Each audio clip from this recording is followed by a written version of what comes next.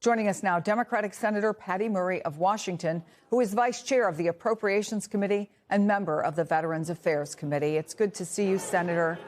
You have said that the president is carrying out this war without clear objectives or any sense of an end game, without any authorization from Congress. Today, he said there can be no leader in Iran that he doesn't personally approve. What can you realistically do about any of that? Well, first of all, there is no clear objective. And what you just quoted President Trump as saying is not an objective. There are leaders we don't care for around the globe, but we don't go in, use the full force of our military, the lifeblood of our country, our men and women, and the cost to every citizen without having a clear objective and an end game and a strategy that is defined to the American people who end up holding the cost of this war. So the reason that we had the vote yesterday and will continue to push forward to do this is because it is incumbent upon Congress to have a say in where we are going and what we are doing. And I was appalled that Republicans are not willing to have that responsibility and take it on as members of Congress. We now know that the war with Iran is costing the U.S. $1 billion per day. That's according to two congressional sources with knowledge of the matter. You are on appropriations, as I said. How long can the U.S. afford this? Well, again, we don't have a sense of how long it can go. The president himself said it could be a long length of time, another forever war. We don't know what his objective is, so we don't know how it's going to end. And these costs are going to continue to rise.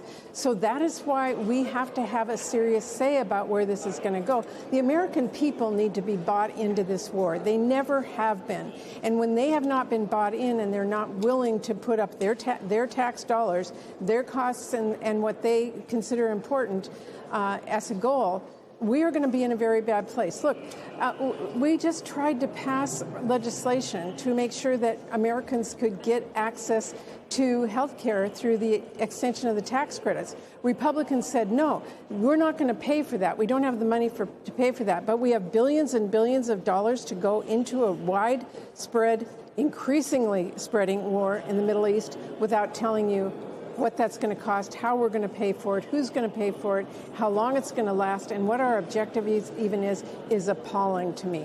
And that doesn't even count the other costs of war. I've been around for a long time.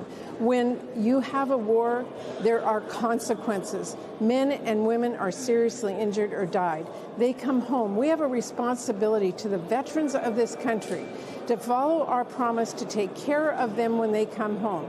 That takes planning, that takes resources, and it takes a clear commitment. We have a VA today where the VA secretary is not refilling nurses and doctors that are critically there, cutting back services to veterans. We're not ready for this war, and we can't be ready until the president defines what we're doing, how long it will take, and tells Congress that we need to step up to this. And we will step up to it only if the American people are behind us. So we know there have been 6 American soldiers who have died, and I want to play for you some of how we've heard the administration present the deaths of those service members so far. We've taken control of Iran's airspace and waterways without boots on the ground. We control their fate. But when a few drones get through or tragic things happen, it's front page news. I get it. The press only wants to make the president look bad, but try for once to report the reality. We pray for the full recovery of the wounded and send our immense love and eternal gratitude to the families of the fallen. And sadly, there will likely be more. Whatever you think of the way they presented it, is the cost of war always going to be American lives? And is that what Congress is ultimately voting on with this? But, you know, I just have to go back and say I listen to their words and I appreciate their prayers and thoughts. But that's not what you owe the families and the men and women who go to war for all of us and make a sacrifice.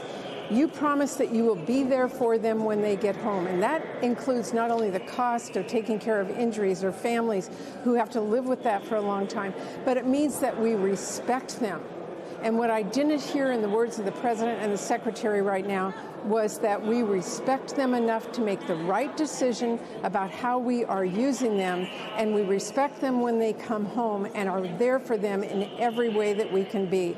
That's really frightening to me.